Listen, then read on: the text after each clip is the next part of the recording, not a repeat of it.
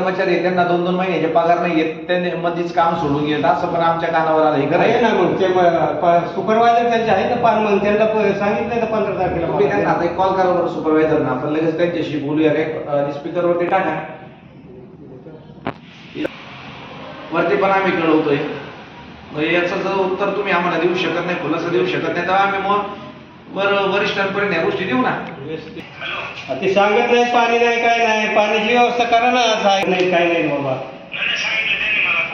तुम्हाला सांगितलं पण आम्हाला सांगितलं पाहिजे ना. आम्ही इथं असतोय ना, परस्पर आपलं बंद करायचं म्हणजे इथं दिसतच नाही ते बाबा.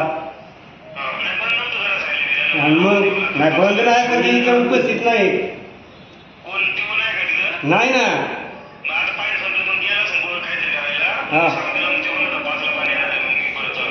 बराच वेळ नाही, 1 तासभर झाला नाही, बराच वेळ झालाय. थांबा 1 मिनिट, कट नका करू, इकडे दे जरा, तुम्हाला विचारायचं काही गोष्टी. हॅलो, तुमचं नाव काय साहेब? शरद पानमन. तुमच्याकडे काही कॉन्ट्रॅक्ट आहे का मंचर बस स्थानकाचं? अच्छा साहेब, मला एक सांगा, हे जे काही कर्मचारी आहे तुमच्या इथे, यांना 2 महिन्यापासून पगार पण नाहीये, हे खरं आहे का? मग तुम्ही याच्या पगारची काय व्यवस्था? आता आम्हाला असं समजलेलं आहे की तुम्ही पगार देत नसल्यामुळं काय आहे, जे कर्मचारी साफसफाई करत नाहीयेत. दुसरा असा प्रश्न आहे की इथं जी काही पाण्याची जी दुरावस्था चालू आहे, बरोबर की नाही? आता या ठिकाणी स्वतः पत्रकार साहेब आहेत आणि स्वतः मी वैभवान केले, महाराष्ट्र नवनिर्माण सेना पुणे जिल्हा उपाध्यक्ष. या ठिकाणी आम्ही आलेलो वारंवार या मुठे साहेबांना सांगितलंय, डेपो मॅनेजर साहेबांना सांगितलंय, इथले जे स्थानिक प्रमुख आहेत त्यांनाही सांगितलंय. लोकांच्या एवढ्या गंभीर समस्या या ठिकाणी आहेत आणि जर तुम्ही कॉन्ट्रॅक्ट घेतले तर ही तुमची जबाबदारी आहे की नाही?